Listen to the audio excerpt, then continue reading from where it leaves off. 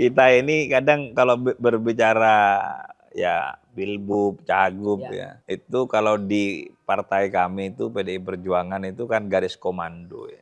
Semua mau nyebrang tidak nyebrang itu tergantung partai politik ya kalau di kita. Karena kita ini kan petugas partai. Ya, saya bersyukur ya. Saya bersyukur kalau misalnya ada yang menyampaikan Pak Fauzi ini bagus secara kinerja ya, sehingga Pak Fauzi ini layak maju ke Jawa Timur ya, saya bersyukur. Kalau misalnya partai diperintah di mana saja ya kita harus siap. Oh, kamu di sini ya kita siap, kamu di sana kita siap. Nah, itulah PDI Perjuangan ya kan. Ya, namanya banteng ya terus nyeruduk lah.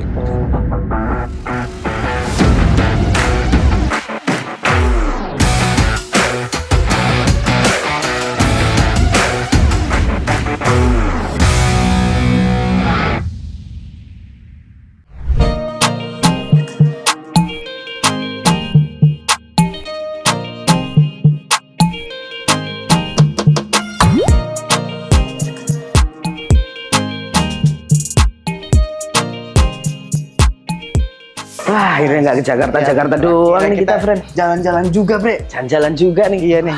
Di mana kita nih sekarang, banget. Betang? Wah, Nah. langit kita biru lagi nih. Mantap. Langit biru yang nggak pernah kita lihat di Jakarta. Betul sekali. Luar biasa. Ya.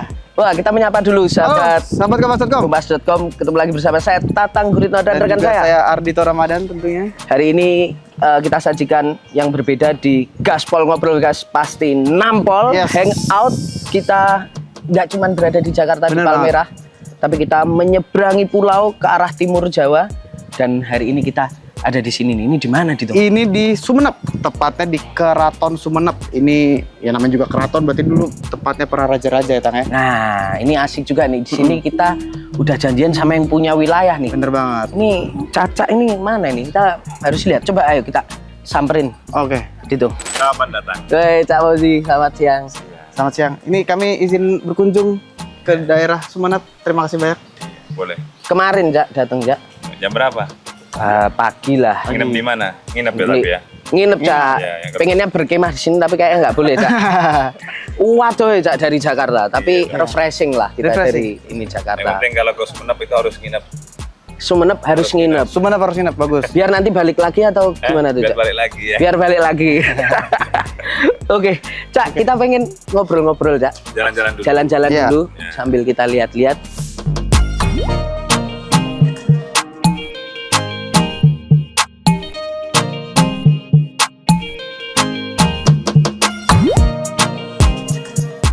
Cak, tapi kalau boleh tahu dulu nih, Cak, ini keraton boleh diceritain nggak sih singkatnya mungkin sejarahnya? Seperti apa? Karena kalau kita kan tahu biasanya kalau di Jawa Timur tuh jarang ada keraton ya. Kalau boleh Ya. dijelaskan seperti apa sih? Ini keraton usianya hampir kurang lebih 270 tahun. Wow, 270 tahun. Satu-satunya keraton di Jawa Timur. Oke. Kalau di Pulau Jawa ini ada 4 ya. Sumenep, Ya, Keraton Jogja, Solo. Keraton Solo, Keraton Cirebon. Cirebon betul. Oke. Berarti memang dulu adalah tempat para raja-rajanya Sumenep begitu ya? Ya, ini kan dipimpin 35 raja, 16 bupati. Oke. Saya bupati ke-16. Ke-16. Oke. Nah, Ini Taman Sari. Taman Sari. Kita ngapain, Cak? boleh ceritain mungkin sedikit. Taman Sari kalau kita ingat di Jogja tuh ada namanya Taman Sari. Itu kan Ya. kalau dulu di Jogja diceritakan bahwa tempat pemandiannya para raja-raja. Ini Ya. sejarahnya sama atau gimana Ini tuh? tempat pemandian putri-putri cantik. Ya. Oke. Oh. Iya, iya, iya. Jadi kalau putri-putri pemandiannya di sini. Oke. Tadi kan masuk dari sana ya, Labu Iya. Asam namanya. Oke, itu apa Itu tuh? tersenyum. Pintu Ya, tersenyum. jadi kalau masuk disambut ya, oleh orang-orang yang tersenyum kepada kita. Oh. Lebih tersenyum lagi kalau bisa ngeliat yang di dalam. Tapi nggak ada yang mandi nih ya kan. Iya, sudah kosong ya, Pak. Ya. Nah,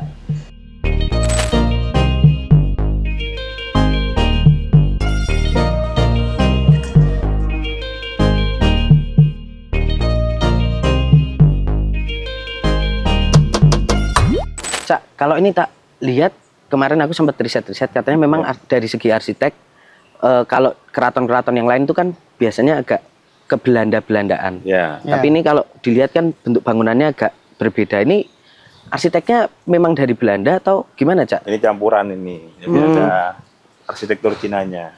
Oh. Jadi arsitekturnya namanya Louis Piang Ho namanya. Yang Ho. Ya, gitu. Jadi memang bentuknya makanya agak berbeda, ada akulturasi di situ ada Iya. karena si arsiteknya juga dari Tiongkok itu ya, Cak. Iya. kolaborasi. Kolaborasi. Kolaborasi. Siap-siap. Oh, ini atap-atap. Detail-detail arsitektur yang agak berbeda ya. Beda. Dari atapnya ya. Iya. Dari warna-warnanya juga. Nah, Cak, kalau keraton ini emang buka tiap hari atau seperti apa sih? tiap hari dibuka. Tiap hari dibuka untuk umum ya? Untuk umum, jadi wisatawan siapapun boleh Hmm. berkunjung. Oke. Ada tiket masuknya nggak tuh? Ada. Ada ya, biasa tiket ya, namanya masuknya. tiket ya. Tiket masuknya itu pakai QRIS Oh, udah digital ya? digital. Iya, iya. Makanya tadi aku lihat di depan tuh sudah digital masuknya gitu. Keren Kecuali juga. tamu ini. saya. Oh iya, iya. Iya dong kalau kita. Makanya dong. seperti kita tadi nggak giris. Langsung masuk. Langsung Iya. masuk. Udah janjian. Ini Nah. apa ini? Nah ini pendopo keratonnya. Oh, ini pendopo Oke. keraton Jadi ya. kegiatan-kegiatan aktivitas Mm-mm. ya di sini diadakannya. Misalnya kegiatan-kegiatan ya pelantikan, kegiatan-kegiatan pemerintah daerah juga dilaksanakan di sini. Oh, sampai sekarang berarti masih digunakan Masih ya? sampai sekarang, tapi kegiatan-kegiatan tertentu. Apa aja tuh, Cak, misalnya? Ya Kalau biasanya kegiatan misalnya acara-acara apa ya formalitas yang kayak formal, Oke. ya, atau tamu-tamu dari luar, misalnya ada dari kementerian, Ya, kita oke. sambut Sambut di sini. atau pelantikan apa namanya kepala dinas eselon misalnya, ya kita kadang di sini. Oke. Aktifkan di sini. Hari-harinya Oh. ada yang bermain gamelan, anak-anak Oke. anak-anak kecil. Ya. Berarti mengaktifkan sanggar-sanggar yang ada di sekitar sini. Cak? Ya, kalau nggak kita persiapkan generasinya, nanti akan hilang kan? Oh, iya, iya, iya. Warisan Iya. budaya kita itu. Nah, ini kan anak-anak Iya, kecil ini. benar. Mudah-mudahan ini penerus itu. Penerus Penerus. kebudayaan Madura. Nah, ini Harus ini. Oke nih ya. Oh iya arsitekturnya. benar. Jadi artinya ini bukan hanya sebagai tempat wisata tapi memang tetap digunakan untuk kegiatan sehari-hari ya. Kegiatan sehari-hari. Kalau ini namanya Lorong Mandioso namanya. Lorong Mandioso apa artinya itu? Penghubung pendopo keraton sama rumah. Nah, Oh, jadi dulu para raja tinggalnya di situ. ya, rumahnya di situ. Iya, iya. Kalau ini biasanya nggak kita buka untuk umum. Oh iya. Yang belakang Tamu-tamu ruang privat tertentu soalnya. kita buka. Kita buka. Ya kecuali tamu saya misalnya saya buka. Kalau wisatawan umum nggak dibuka. Nah, kabarnya ini juga, Cak. Ini ada banyak makanan khas dari Sumeneb. Nah, tapi Kalau khas ngeri ya. khas ngeri. Tapi nanti dulu itu. Nanti. Kayaknya, Cak, pengen nyoba itu, tapi kita kayaknya duduk dulu ya, Cak. Boleh, Oke. boleh. Ayo monggo duduk dulu. Siap.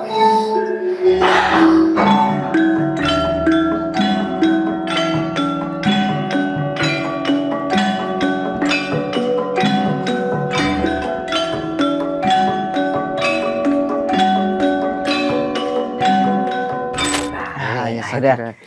Ah, Jalan-jalan kita tadi. jalan-jalan. Kayaknya saya lebih capek daripada Cak Fauzi ya. Ada tukang pijet saya di sini.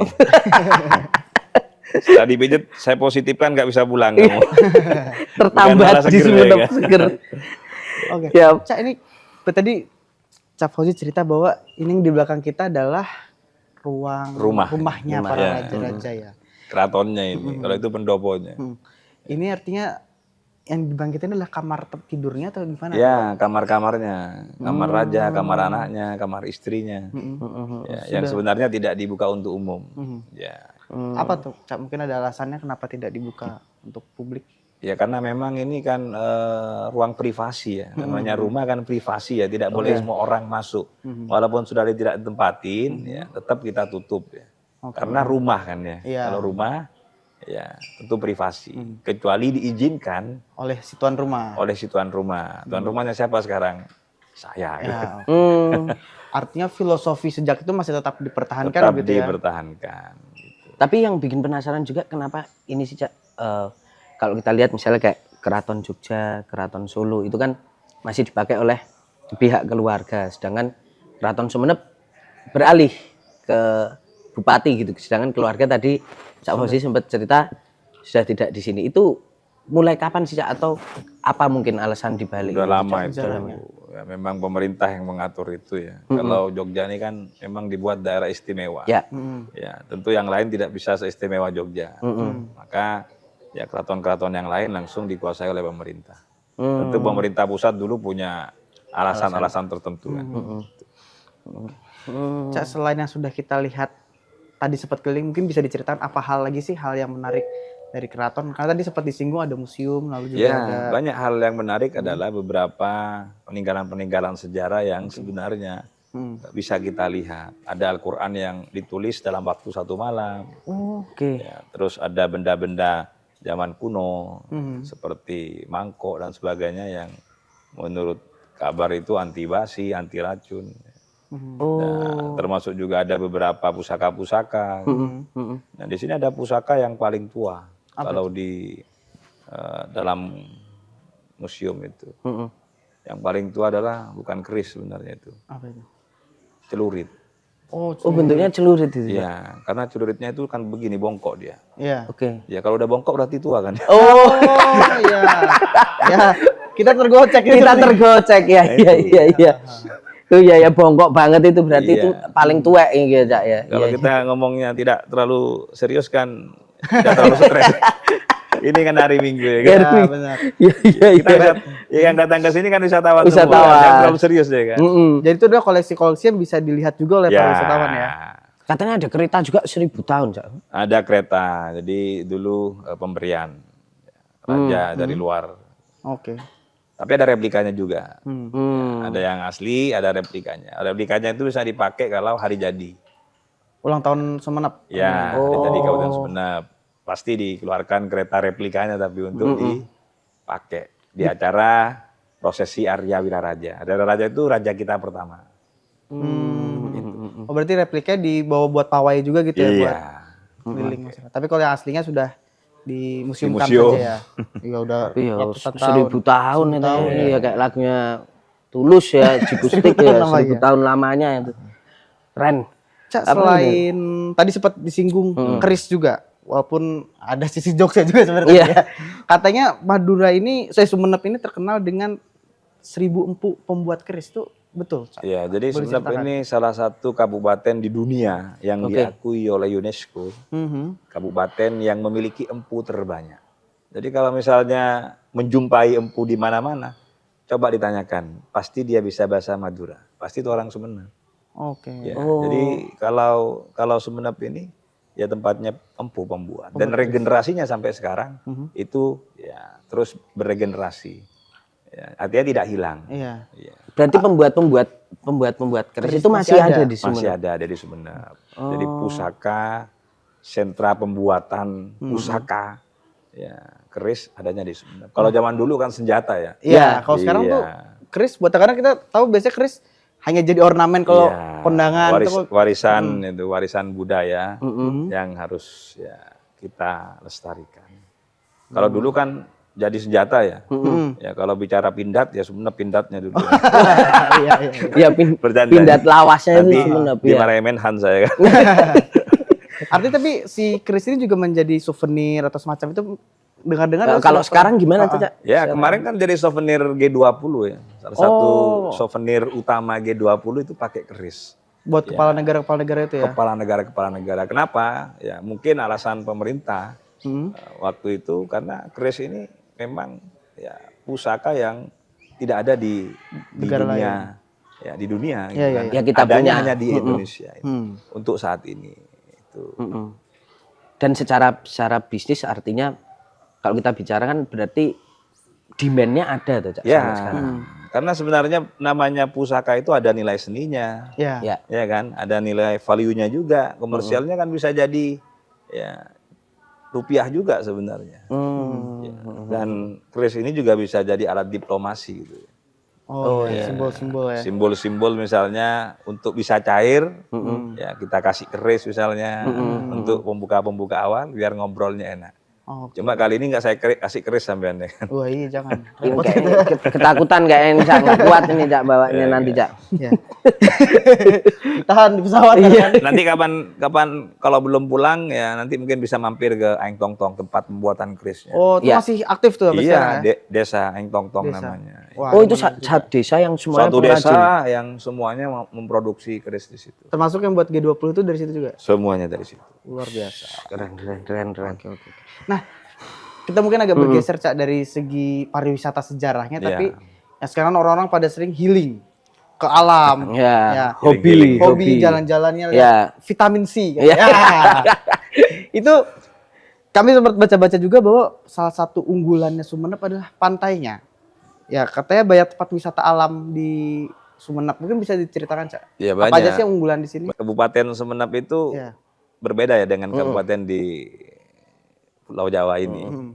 Kami ini memiliki 128 pulau, 126 pulau tambah 2 kemarin. Jadi 128 pulau. Nah, 48 pulau itu ada penghuninya. Artinya banyakan yang nggak berpenghuni gitu ya? Ada yang nggak berpenghuni. Kalau teman-teman mau nginep di sana, saya kasih 1 nggak apa-apa. Masih banyak yang Masih kosong banyak. ya. Nah. Cuma ngeri juga sendirian Iya di pulau sih. kayak castaway. Iya. Karena pulaunya banyak, pasti banyak potensi dalamnya. Ya. Salah satunya adalah Pulau Oksigen, Pulau Giliang. Ya, pulau yang kadar oksigennya tertinggi di dunia, ya, setelah Jordania. Terkadang lebih tinggi kita. Karena di dunia cuma ada 2, Jordania dan Sumeneb yang ada di Indonesia ini. Ya, di sana itu kalau kita tinggal lama bisa awet muda. Sama seperti bupatinya dengan muda. Ya. Itu yang bikin oksigennya tinggi apa tuh Pak kalau di sana itu? Iya, itu kan hasil penelitian 8 ya. Karena Ya. saya bukan peneliti, Oh, jadi emang saya hasil- nggak bisa jelaskan secara detail. Ya. Tapi yang jelas ada itu Harusnya ada. fakta, ada fakta gitu ya. Fakta dari kadar oksigen tertinggi di Tapi sana. kalau kita ke sana itu terus rasanya ya apa, Cak? Maksudnya Rasanya yang pasti Oksigen ya banyak. pikiran kita itu lebih tenang. Walaupun hutang banyak lupa ya sama oke, hutang. fresh banget ya, fresh banget. Fresh banget karena oksigennya masuk ke kepala kita, mencukupi gitu kan. Utangnya lupa semua. Hutangnya lupa semua. Keluar dari sana inget lagi sama hutang. Yang penting nggak kena pinjol. Tapi untuk transportasi antar pulau Ada speedboat, ada ya perahu tradisional yang tinggal pilih saja masyarakat.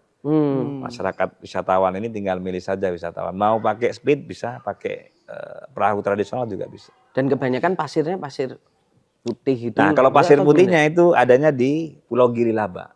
Jadi kalau Pulau Giri Laba ini putih pasirnya. Jadi kalau suka diving ya harus ke sana. Ada yang suka diving nggak? Suka. Suka juga sih. Ya. Divingnya di mana? Jangan di kolam ikan lagi. Menyelami kehidupan. Iya. Iya. Nah, itu kalau suka diving di sana. Oke. Jadi sebenarnya itu paling enak itu diving dulu di sana. Setelah kekurangan oksigen baru ke Giliang kan gitu. Nah, Oh, baru iya. Giliang Isi ya. ulang. Isi Isi ulang. ulang. Isi ulang. Gitu. Berarti Pak ya kalau diceritakan pulau oksigen tertentu itu berarti kebayang tuh kalau saya ngebayangin itu udaranya bersih banget ya. Bersih. No pollution berarti ya. Iya, yang pasti lebih bersih dari Jakarta lah ya. Benar. Iya. Iya. Healing-healing warga Jakarta Iya. boleh. Karena Jakarta kan Giliang. memang dibuat tidak bersih. Iya. Biar warga jalan-jalan ke tempat lain kan. ya. Benar. Apalagi kemacetannya gitu Iya. kan. Iya. Kalau di sini memang dibuat tidak macet kan. Ada juga itu namanya Pantai Sembilan. Ya. Oke, Oke. apa itu Ya, Pak? Pantai Sembilan ini wahana permainan ya. Oh. Ya, nah. kalau suka apa namanya permainan air, ya, kayak banana Oh, boat gitu iya, kan. iya, iya. Terus juga bisa nginap di sana. Ya. Kita bikin tuh wisatanya namanya Golden Triangle. Golden Triangle. Oke. Oh. 3 Golden Triangle. Golden Triangle. Itu berarti termasuk yang pulau oksigen tadi itu ya? Ya, Pulau Oksigen, Gilaba, Pantai Sembilan. Itu yang pulau-pulau. Ya. Iya. Berarti modelannya kayak kalau wisatawan datang tuh ada paket untuk ke 3 pulau tersebut. langsung 3 pulau. 3 ini. pulau itu. Kalau daratan juga banyak. Ada Pantai Ekasoki, ada Kebun Dadap Timur Mangrove gitu. Terus ada apa namanya wisata Bukit Tawaf. Ya termasuk ini juga wisata sama Keraton Solo. Iya, betul. Ada yang paling lama itu Pantai Lombang ya. Dia punya apa namanya? Pohon cemara udang yang sebenarnya adanya di Indonesia sama di Cina dan di Sumeneb adanya. Oh. Oke. Itu justru yang udah dari lama itu malah itu. Lama ya. Dari sini kurang lebih 27 kilo lah. 27. Terus ada juga Pantai Slopeng dan berbagai wisata-wisata yang lain. Karena di sini lengkap sebenarnya. Ada wisata sejarah, Iya. budaya, Alam alam juga mantep gitu ya. kan. Gitu. Oke. Cak, tapi dengan beragamnya pilihan wisata di Sumeneb ini, kita bicara tentang dampaknya ke masyarakat tuh seperti apa sih, Cak? Dari segi ekonomi kan? Yang pasti memang wisata ini jadi pilihan kebijakan pemerintah Kabupaten Sumeneb ya, Oke. setelah pasca pandemi COVID-19.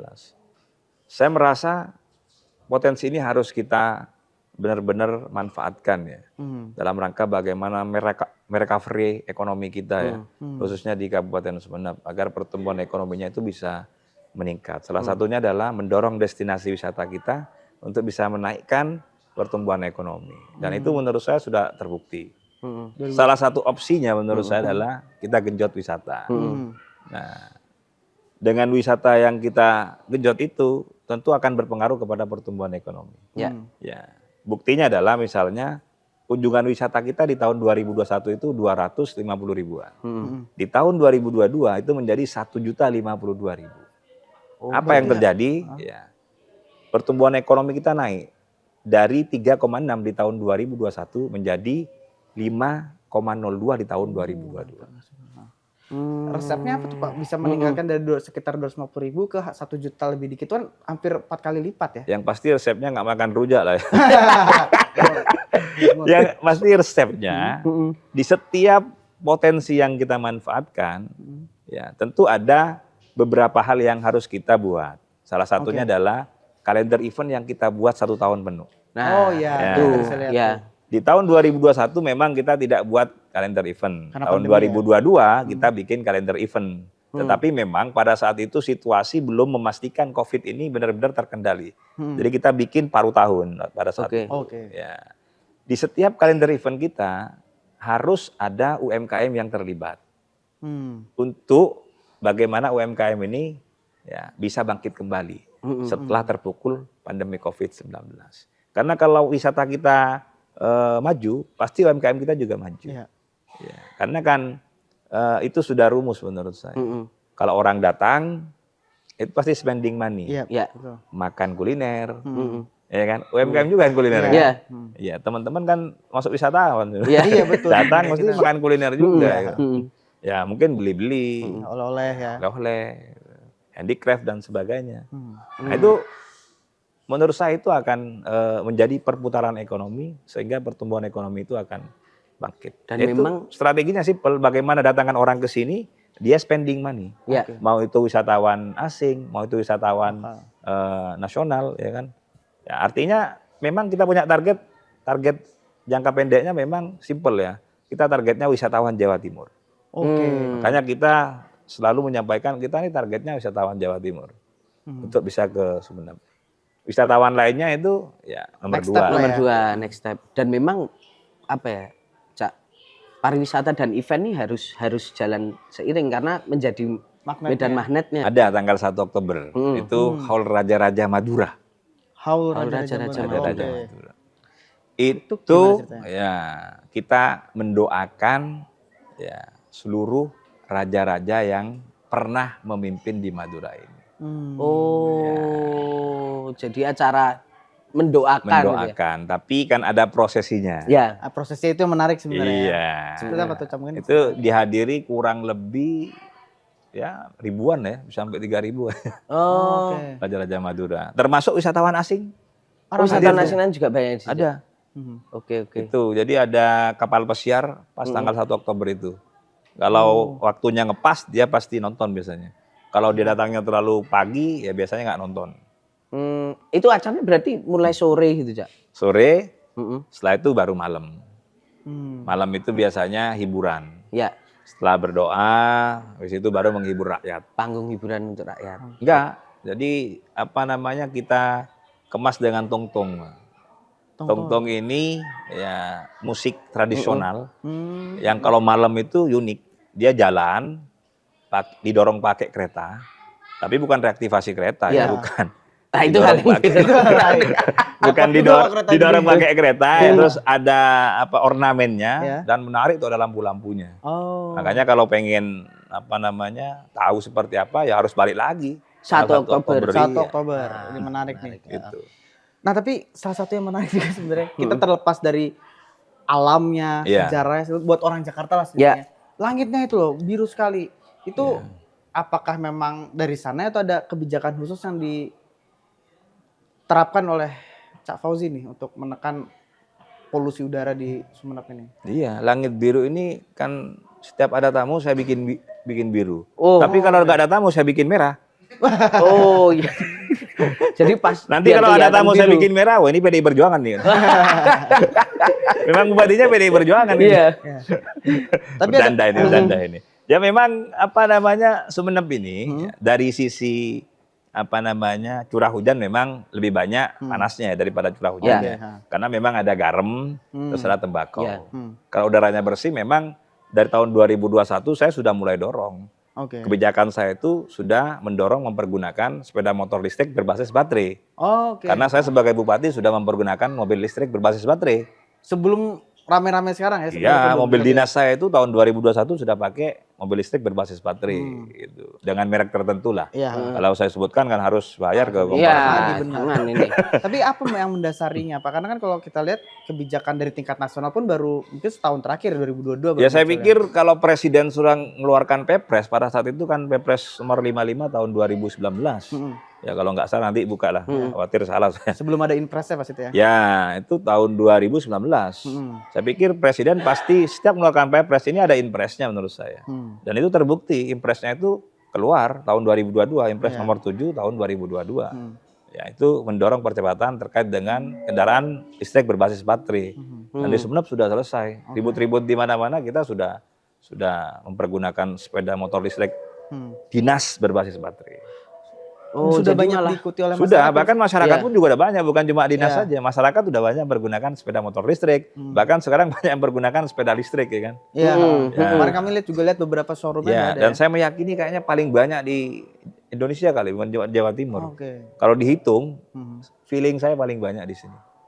Hmm, Karena kita memulai lebih awal. kenapa mengambil langkah untuk apa ya, Cak? Oke, aku mengambil inisiatif duluan gitu. Ya karena presiden arahnya kan ke ketahanan energi ya. Iya. Yang pertama itu, kedua saya melihat eco green ya. Ya karena bumi kita ini kan sudah ozonnya kan sudah tipis. Ya. Iya. Lalu yang ketiga kan kalau bersih udara ini bebas polusi kan menurut saya makin sehat kita semua. Iya. Nah itu Dari segi ekonomis juga terasa ya, Cak? secara otomatis dari sisi ekonomis pasti lebih ekonomis baterai. Kalau saya jelaskan lebih ekonomis baterai, nanti takut marah-marah sama saya Pertamina kan. Iya. Tapi memang itu terasa ya, artinya nilai ekonomi Terasa. Kalau ya? saya mau jujur ya efisiensinya menurut saya kalau mempergunakan ya fosil ya misalnya 100% ya. Iya. Kalau pakai ini paling hanya cukup butuh 70% saja. Artinya efisiensinya bisa sampai 30% minimal. Itu. Tapi kalau kita lihat, Cak, di tempat-tempat lain kan mungkin ini menjadi polemik pro dan kontra, apalagi ketika kemudian diberlakukan untuk kendaraan dinas saja udah banyak pro kontranya. Tapi ketika di Sumeneb gimana Cak Fauzi meyakinkan atau bahkan ASN Ya mungkin saya sampaikan teknologi oke. itu tidak pernah mundur. Mhm. Saya kasih contoh misalnya dulu, ingat Nokia, ingat BlackBerry, ingat Samsung yang kita Ya. pakai hari ini, ya Android lah. Ya. Ada Samsung, ada Oppo, ada sebagainya kan. Ini mencontohkan bahwa teknologi tidak pernah mundur. Ya. Dan pemilik Nokia menyampaikan, begitu kalah sama BlackBerry, dia menyampaikan, saya telat berpikir. Saya tidak kalah, tetapi saya telat berpikir. Nah, saya ingin jadi pemimpin yang tidak telat berpikir. Sebelum orang berpikir, saya harus berpikir dulu. Sebelum orang bergerak, saya bergerak lebih dulu. Sebelum orang berbuat, saya berbuat dulu. Nah itu yang menjadi keyakinan saya. Bahwa teknologi ini tidak akan pernah mundur. Dan pro kontranya di bawah juga nggak ada, mereka Iya. langsung ikut aja, Cak. Itu yang pro kontra kan politik saja menurut saya. Ya kalau bicara keekonomisan menurut saya ekonomis. Kan ributnya kontranya karena mau dekat pilpres saja. Nah, sementara Sumeneb udah dari 2021 ya. Iya, kalau urusan ya kebijakan pemerintah ini tidak usah kaitkan dengan politik menurut saya. Ya sudah jalankan saja, apalagi sudah ada Pepresnya, Ya. ada Inpresnya. Nah, menarik. Kembali sedikit ke soal pariwisata, Cak. Ini kan kalau kita lihat pariwisata adalah salah satu yang mempengaruhi bagaimana seseorang mau ke daerah tersebut adalah kan aksesnya ya. Kita tahu secara geografis Sumeneb di Madura bagian ujung dari Surabaya aja sekitar 4 sampai 5 5 jam. Kalau Cak Fauzi sendiri melihat seperti apa sih akses ini menjadi challenge atau sebagai hambatan untuk meningkatkan pariwisata di Sumeneb? Aksesibilitas ini menurut saya memang menjadi faktor pendukung utama ya dalam hal potensi wisata ya. Tapi memang terkadang ada masyarakat yang suka mempergunakan akses melalui darat. Ya. Ya. Ya, ada juga yang memang orangnya simple, ingin efisien, cepat, ya akses udara. Iya. Ya. Memang saat ini yang menjadi tantangan kita ada beberapa hal. Yang pertama adalah kalau lewat akses darat, memang selalu terjadi kemacetan kalau ke Sumeneb ya, karena memang ada beberapa titik-titik koordinat ya, di daerah kabupaten tertentu di Madura ini yang terkadang macet karena pasarnya memang ada dekat jalan. Ya, tetapi terkadang saya juga menilai ya ini juga bagian dari destinasi wisata menurut saya. Iya. Destinasi kemacetan ini juga merupakan keindahan ya kan. Iya. Dan tak terelakkan juga sebenarnya. Iya kan dia ada melihat sesuatu yang berbeda yang tidak pernah dilihat di tempat lain. Iya. menurut saya. Ini wisata juga. Tetapi kita juga memahami orang juga butuh yang cepat. Makanya bandara yang sudah ada ini yang lagi menjadi pekerjaan rumah saya bagaimana bisa terbang kembali. Dulu ini sudah terbang. Iya. Ya, tetapi karena pandemi Covid tidak terbang, lalu kita dorong lagi terbang kembali pada saat bandara ini diresmikan oleh Presiden. Tetapi setelah ini berjalan hampir 3 bulan, tiba-tiba aftur naik karena ada perang dunia pada saat itu. Iya. Oh. Sehingga Rusia. ini juga mengurangi okupansi masyarakat untuk ikut terbang. Dan ekonomi memang ya recovery-nya masih belum stabil. Ya. Masih Covid, ada perang, dan pada akhirnya mulai mengurang akhirnya tidak terbang lagi. Nah, ini lagi kita komunikasi dengan beberapa maskapai untuk bisa terbang lagi karena saya melihat situasi sudah mulai agak stabil, ya, termasuk juga ekonomi sudah mulai pertumbuhannya juga bagus. Artinya kalau Bapak meyakini bahwa sebenarnya demand itu ada ya untuk Ada, mengaktifasi itu ya? ada demand itu ada untuk bisa dipergunakan apa namanya pesawat terbang. Sebelum pandemi itu bisa sampai berapa kali? Setiap hari terbang. Berarti dari jalurnya dari Surabaya atau bahkan Jakarta direct itu ada, Cak? Ya, Surabaya, Sumeneb saja. Surabaya Sumeneb. Ya, Tapi itu karena cukup fasilitas untuk membantu ya? direct masih belum siap. Karena ada beberapa kalau direct itu terkait dengan pengisian aftur itu harus Iya. ada. Benar. Tangki Fasilitasnya pendam sudah dan lengkap senggep ya. sebagainya untuk fasilitas. Ya. Makanya terkadang saya pernah menyuarakan reaktivasi kereta kemarin kan. Oke. Itu ya salah satu aksesibilitas yang lain menurut saya. Ya karena memang itu juga ada di Perpres nomor 80 tahun 2019. Oke. Reaktivasi berarti sebenarnya dulu Madura ini punya jalur kereta dong sebenarnya. Iya, udah lama. Cuma kan reaktivasi kereta ini ya memang tergantung pemerintah pusat ya. Apakah punya keinginan untuk kebijakan di Madura. Tapi yang pasti saya sudah ketemu dengan Menteri Perhubungan. Oke. Ya, studinya sudah ada. Walaupun memang studinya itu memperlihatkan jalurnya berbeda. Ya. Tidak menggunakan jalur yang lama. Karena jalur yang lama sudah banyak ditempati oleh masyarakat.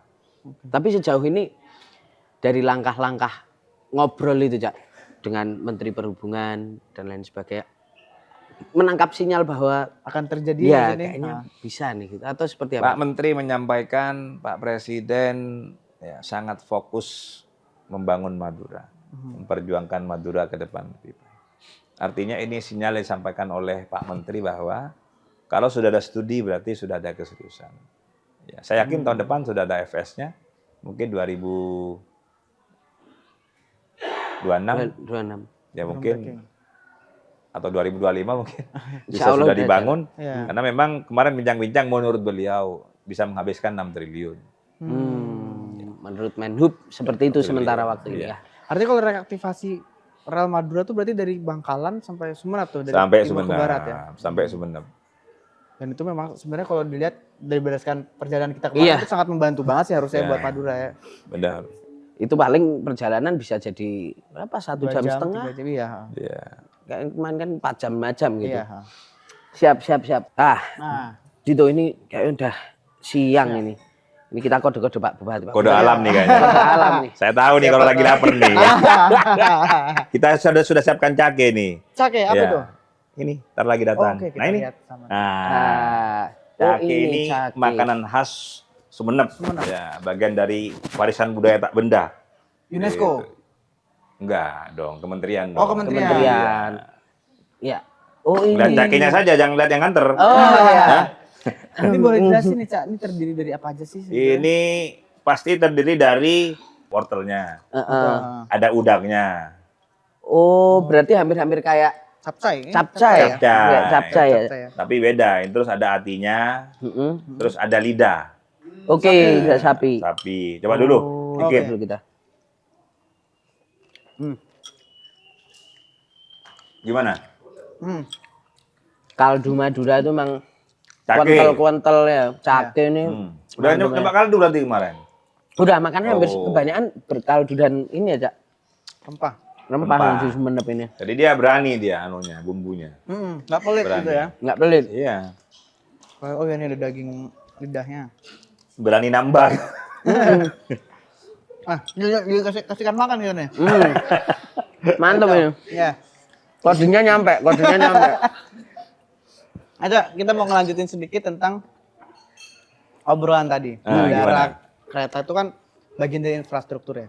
Sedangkan kalau kita berkaca agak ke belakang tuh ada isu lah ingin menjadikan Madura ini sebagai provinsi tersendiri pemekaran wilayah dan Ya. masih banyak menganggap bahwa pemekaran wilayah adalah jalan pintas atau cara untuk pemerataan pembangunan. Mungkin sebagai seorang Bupati Sumenep boleh diceritakan Cak, sudah sejauh mana sih wacana tersebut dan posisi Cak Fauzi atas isu tersebut seperti apa?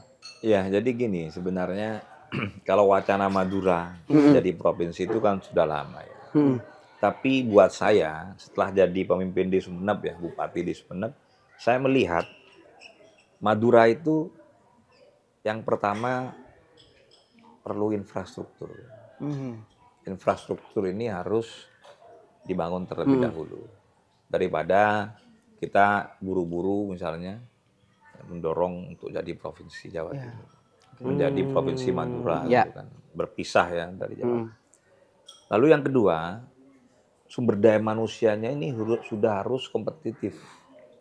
Harus kita siapkan. Kalau misalnya sumber daya manusianya tidak siap, ya menurut saya akan membuat persoalan-persoalan baru. Dari infrastruktur, sumber daya manusia, itu harus kita siapkan. Akhirnya apa ya, Cak? Secara fundamental tuh biar itu jadi dulu sehingga Ya. ketika kita pemekaran kita tuh nggak gamang gitu. Sudah, Udah nggak siap. gamang. Nggak kaget ya. Iya. Nggak kaget. Maka saya sering menyampaikan, Madura butuh infrastruktur. Ya. Interkonektivitasnya harus benar-benar ya berjalan dengan baik, khususnya sarana prasarana, aksesibilitas Ya. yang bisa didapatkan oleh masyarakat kita. Nah, kalau bicara nyambung itu tadi, Cak. Kereta api itu kan tadi Cak Fauzi ngomong kemungkinan 2025, 2026. Sedangkan kalau kita lihat kan Cak Fauzi ini nanti bentar lagi juga habis nih masa jabatan nih. Nah, ini. Nah, berarti kalau misalnya mau ngawal itu, Cak, pilihannya kan ada dua. Lanjut lagi 2 periode sebagai bupati atau ini info beredar ini, Cak. Kayaknya juga pengen nyebrang ini jadi langsung ke provinsi. Cagup. Nah, itu dijawab sih. Mau yang mana gitu, Cak. Itu kalau udah masuk ke politik susah dijawab itu. Kita ini kadang kalau berbicara ya pilbub, cagup Ya. ya. Itu kalau di partai kami itu PDI Perjuangan itu kan garis komando ya. Oke. Jadi tidak bisa misalnya kayaknya mau nyebrang itu. Yaitu semua mau nyebrang tidak nyebrang itu tergantung partai politik ya, Ya. di kita. Karena kita ini kan petugas partai. Iya. Ya kalau misalnya partai ya menugaskan kamu bertarung lagi 2 periode misalnya. Di Sumenep bertarung saya. Kamu Oke. bertarung misalnya di tempat lain ya saya bertarung juga gitu. Sudah perintah gitu loh. Kalau misalnya hari ini ada isu-isu ya yang salah menurut saya yang buat isu gitu. Oh. Gitu. Karena berarti artinya di garis PDI Perjuangan sendiri apa, Cak? Melihat juga ya ke apa kemungkinan Ya kalau ke depan gitu. kalau PDI Perjuangan ya, mau itu pilkada, mau itu Ya. pilgub, ya, mau pilkada Sumenep, mau pilgub Jatim, PDI Perjuangan itu kan pasti meneropong semua lah kader-kadernya gitu. Ya.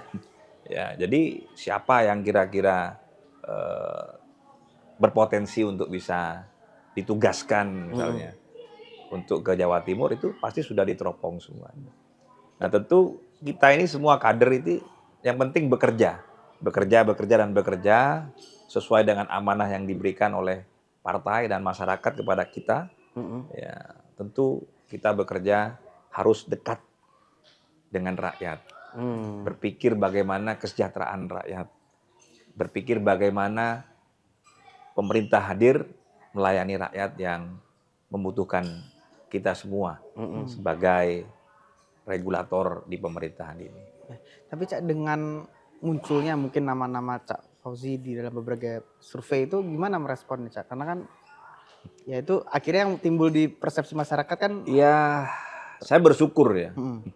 Saya bersyukur kalau misalnya ada yang menyampaikan Pak Fauzi ini bagus secara kinerja, ya, sehingga Pak Fauzi ini layak maju ke Jawa Timur. Ya saya bersyukur. Ya, tapi tentu itu pasti dasar-dasar itu kan informasinya dari media, dari teman-teman semua gitu. Ya mungkin bisa saja ada capaian yang menurut mereka menjadi indikator. Oh, Pak Fauzi ini mampu menaikkan pertumbuhan ekonomi dari 3,6 menjadi 5,02. Oh, Pak Fauzi bisa membuat Sumeneb gini rasionya terendah di Jawa Timur, misalnya. Dari 0,296 ke 0,266 misalnya. Oh, Pak Fauzi ini mampu membawa pengangguran terbukanya terendah di Jawa Timur, terbaik gitu. Dari 2,31 menjadi 1,36. Atau mungkin Pak Fauzi ini mampu menaikkan indeks pembangunan manusianya dari 67,04 jadi 67,87. Atau mungkin angka kemiskinannya juga turun dari 20,55 jadi 18,76. Ya, pada akhirnya menjadi kabupaten yang angka kemiskinannya turunnya paling tinggi di Jawa Timur ini. Ya. Artinya kita paling tinggi turunnya. Gitu. Nah itu mungkin hal-hal yang seperti itu sehingga terpotret menurut saya oleh media dan terus ditulis dan sebagainya ya, dan pada akhirnya ya masuk survei dan sebagainya yang saya juga nggak paham kan, saya juga tidak kenal sama yang survei dan sebagainya. Tapi kalau nanti Cak, katakanlah oke Cak Fauzi mengatakan ngikut garis komando partai seperti ya kader-kader PDN selama ini selalu seperti itu. Tapi kalau misalnya aku Bu Mega aku masa misalnya misal dah, atau misalnya Bu Mega ya gimana kamu kayaknya mau tetap di situ dulu atau mau nyebrang, misalnya malah sama Bu Mega ditanyai gitu Cak, prefer kemana? Ya kalau saya nggak kemana-mana karena saya sudah di Jawa Timur ya kan. Yang pasti mau nyebrang kemana lagi saya. Oke. Kalau misalnya partai diperintah di mana saja ya kita harus siap. Oh, kamu di sini ya kita siap. Kamu di sana kita siap. Nah itulah PDI Perjuangan ya kan. Ya namanya banteng ya terus nyeruduk lah gitu. Ya nggak ada cerita mundur gitu kan. Selama buat masyarakat, selama buat rakyat, wong cili ya, kita berangkat terus gitu. Walaupun nanti misalnya Cak, kita berandai-andai ke depan katakanlah Cak Fauzi maju sebagai calon gubernur Jawa Timur, katakanlah misalnya. Ada tantangan besar secara politik yang harus menjadi head to head. Karena Bukofifa masih periode pertama bisa jadi juga dia akan maju gitu. Seberapa yakin sih Cak melihat mungkin nanti kontestan-kontestan yang lain termasuk Bukofifa. Ini kita berandai-andai aja Cak, berandai-andai gitu. Saya ini orangnya nggak suka berandai-andai atau misal-misal gitu, enggak saya. Saya sukanya sungguhan. Jadi makanya nggak pernah mau saya jawab. Kalau sungguhan saya pasti bisa jawab ya enggak. Karena pertanyaannya berandai-andai nggak jadi saya jawab ya. Berarti nanti masih nunggu dulu Cak. Iya. Nanti kalau sudah misalnya beneran baru boleh bertanya ya. Oke. Kalau nanya Sumeneb pasti saya jawab semuanya. Oke. Ini sesuai request nih, nggak mau berandai-andai, mau nanya Sumeneb. Nah, kita mau tanya. Gimana? Kita agak flashback kemarin. Ini kan Cak Fauzi tahun 2020 berarti menang pilkada ya. Iya. Itu mungkin boleh diceritakan. Ini kan kalau kita lihat demografinya Madura atau mungkin Sumeneb pada khususnya adalah masyarakat yang Islami, yang konservatif gitu ya. Sedangkan Cak Fauzi adalah berasal dari partai PDI Perjuangan gitu ya. Nasionalis gitu ya. Bagaimana sih caranya untuk akhirnya bisa memenangkan pilkada di tanah yang dipersepsikan berbeda dengan partai yang mengusung Cak Cak Fauzi. Fauzi. Ya, saya melihat ya, masyarakat itu menerima semua partai apa saja. Hmm.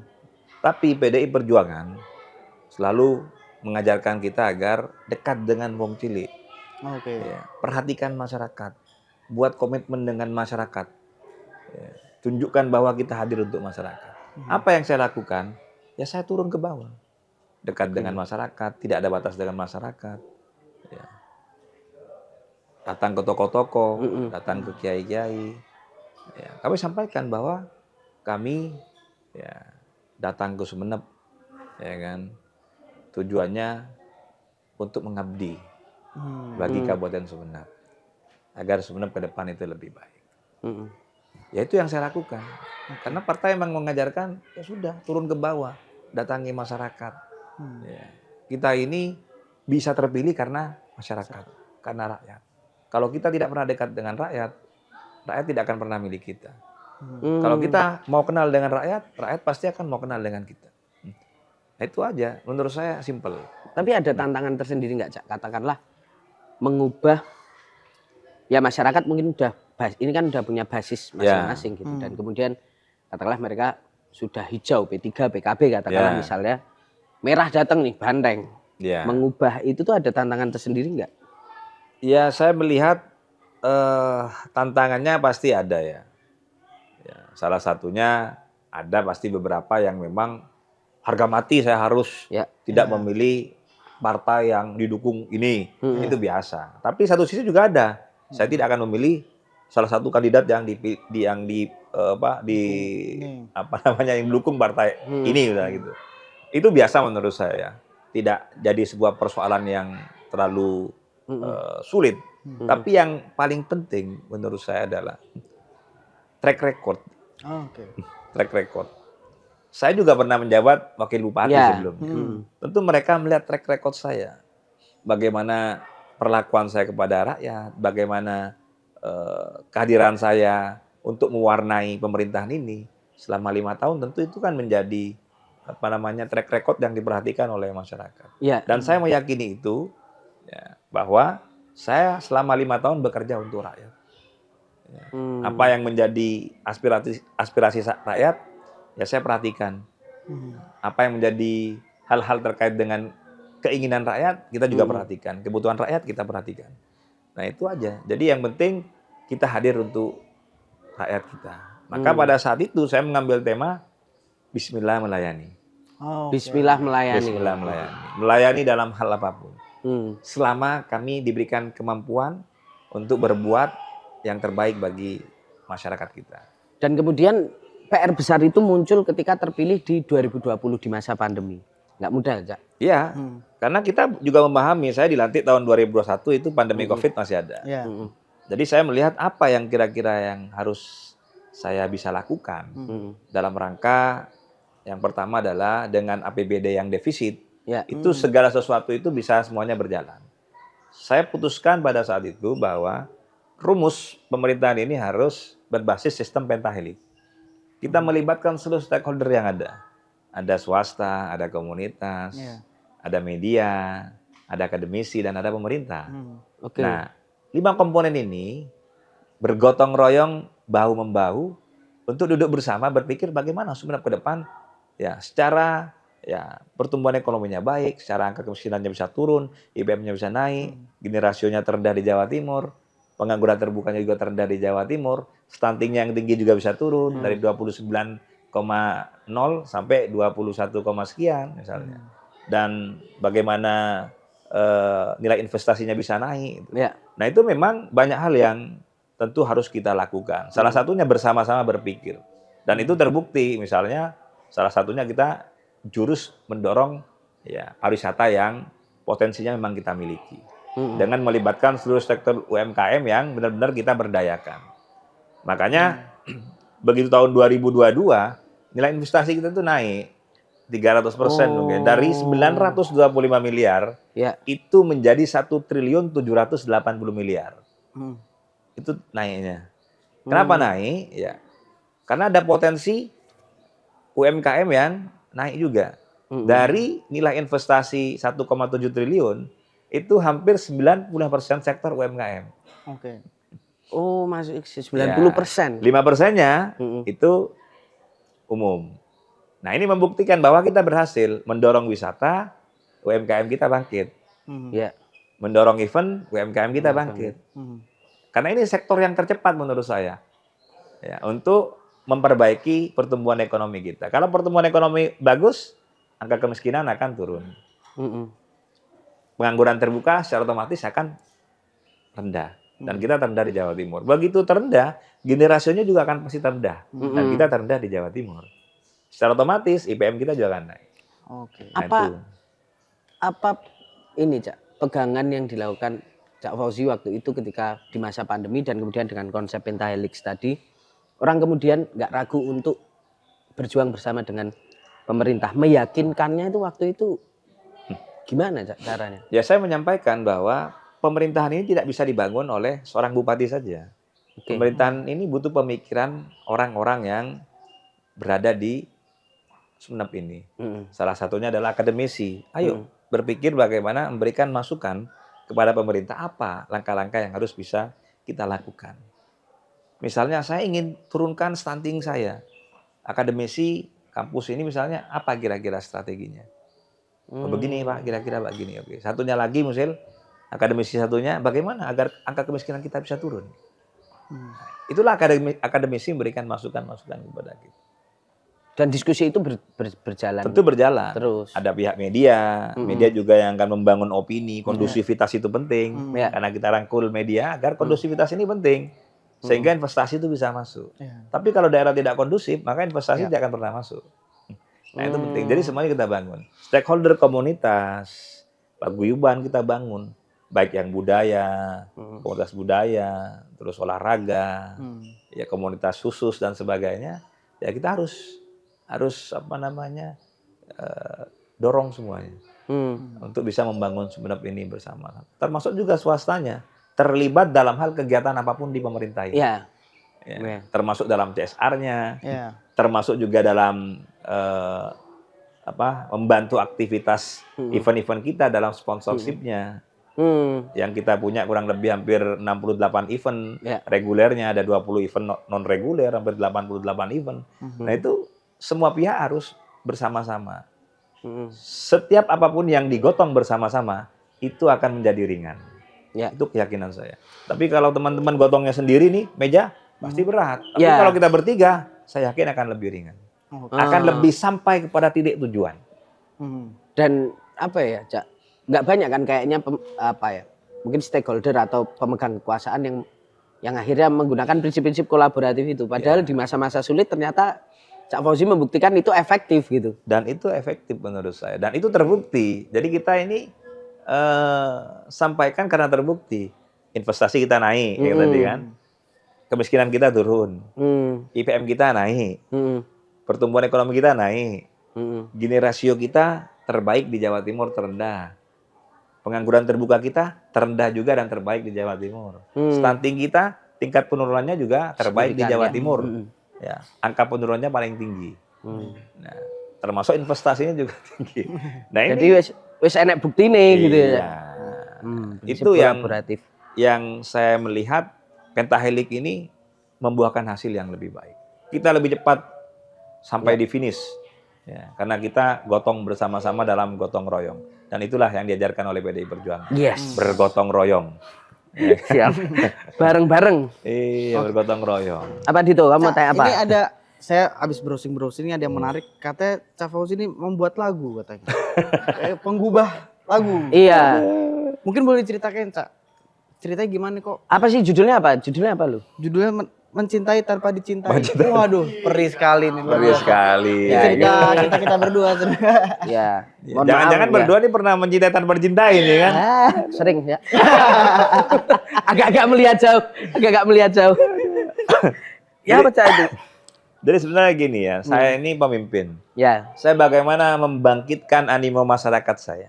Bagaimana saya membuat masyarakat saya bahagia setelah diterpa pandemi COVID selama 3 tahun. Ini kan pekerjaan rumah menurut saya. Saya berpikir, saya ini harus menghibur masyarakat saya. Ya. Ya. Saya berpikir kira-kira apa ya? oh saya ini kayaknya harus membuat lagu. Oke. Ya, karena seni ini merupakan alat diplomasi untuk bisa membahagiakan Orang orang. lain ya. Maka saya berpikir kira-kira saya bikin apa ya, lagu apa? Oh, kayaknya ini lagu anak muda. Biar anak muda kita ini tidak tenggelam dengan yang namanya Android, di rumah saja, Iya. tidak mau aktivitas karena COVID-19 membiasakan dia akhirnya di rumah dan tidak pernah keluar. Jadi buatlah saya lagu yang tadinya saya nggak bisa buat lagu. Satu sisi saya juga ingin buktikan kepada anak muda bahwa saya yang tidak kompeten di bidang lagu dan membuat lagu ataupun syair, saya bisa membuat lagu. Nah, sehingga saya pada saat nanti menyampaikan ke anak muda, ayo berkarya. Saya sudah berkarya. Iya, iya, Nah, iya. akhirnya terciptalah lagu ya yang judulnya Mencintai Tanpa Cintai. Yang judul lagu itu sebenarnya ya secara implisit seolah-olah memang ini terlihat lagu percintaan. Ya. Orang tidak dicintai dan dicintai gitu, atau ditinggal dan sebagainya. Tapi kalau secara syair ya filsafat di dalamnya itu sebenarnya menceritakan tentang seorang kepemimpinan. Oh. Ya.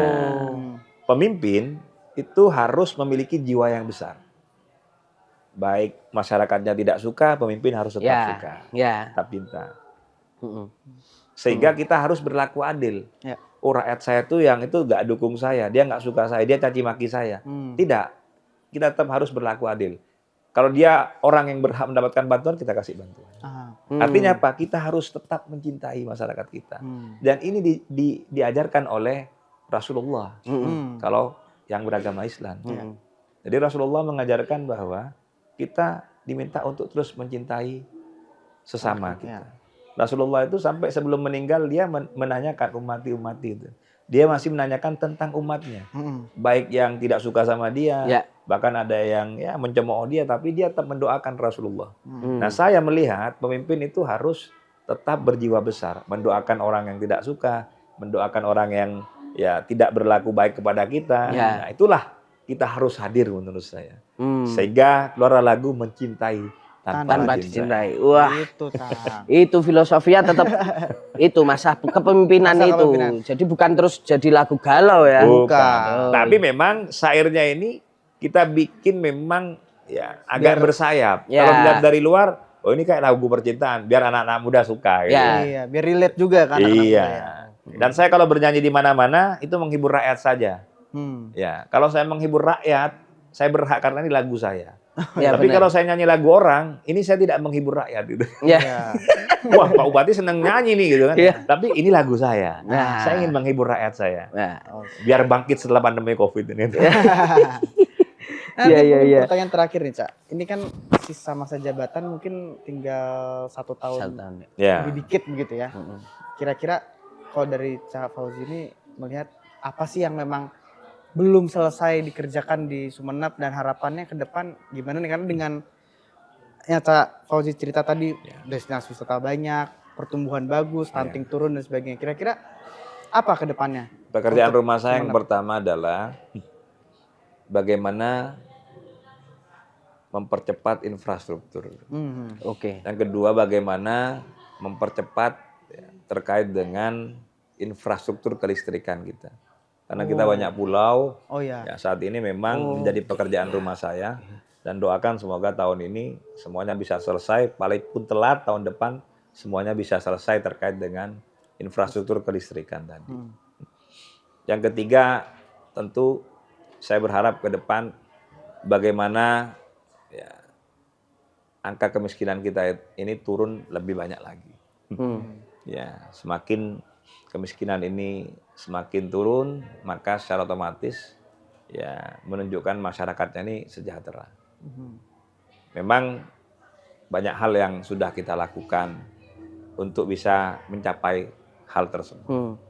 Salah satunya adalah misalnya kita membuat program namanya UHC ya, Universal Health Coverage ya. Ya, pembiayaan sharing pemerintah kabupaten dengan pusat Ya.